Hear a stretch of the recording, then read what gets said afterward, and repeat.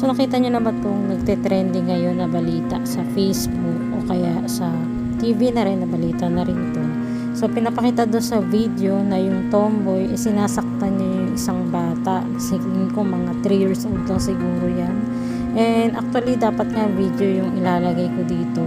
Pero medyo nakakasakit kasi sa dibdib panoorin yung bata na binubugbog ng tomboy na nandito sa picture. Kaya picture na lang yung ginamit ko.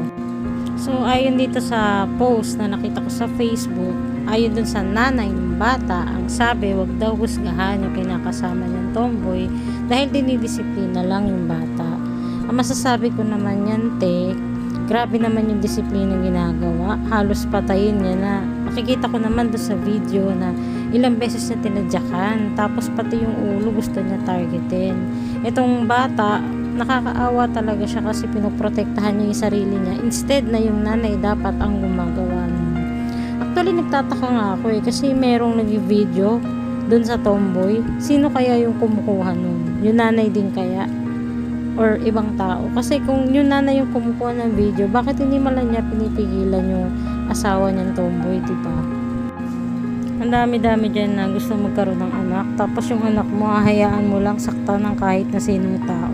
Naku, kung siguro mangyari yan, kahit sa pamangkin ko lang, hindi talaga ako papayag na saktan yung mga pamangkin ko. Lalo yung katulad yan, ang liit-liit pa ng katawan, tapos ang laki-laki ng katawan ng tomboy. Ang sakit talaga tingnan.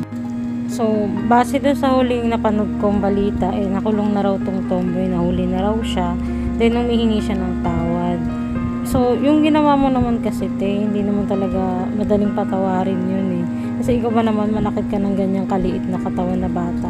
Kunting galaw mo nga lang sa bata, pwede na magkaroon ng apekto yun sa utak niya. Lalo pa kaya dyan, ilang beses mo tinadyakan, diba?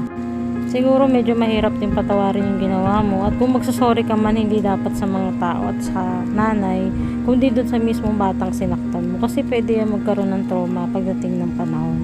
At isa pa, although lahat naman ng tao talaga nagkakamali, it doesn't mean na kapag sorry ka, patatawarin ka, diba? Kasi para saan pa yung batas kung isang sorry mo lang pala, pwede ka nang patawarin. At kung lahat naman pala ay madadala lang sa simpleng sorry. So yun lang, ate, good luck na lang sa iyo sa kulungan. Pagdusahan mo yung ginawa mo at sana magkaroon ng hustisya yung ginawa sa bata. Para naman sa nanay, Diyos ko, te, mahiya ka naman sa mga sinasabi mo para mas kinakampihan mo pa yung kinakasama mo kaysa sa anak mo.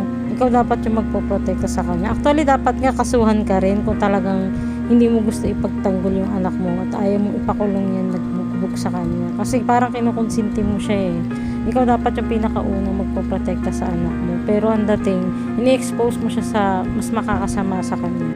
Malita ko nga kakasuhan din daw yung nanay. Ewan ko kung totoo or kung mangyayari talaga yun. Pero siguro kung totoo man yun, deserve niya rin kasi ayaw niyang pananagutin yung kinakasama niya sa ginawa sa anak mo.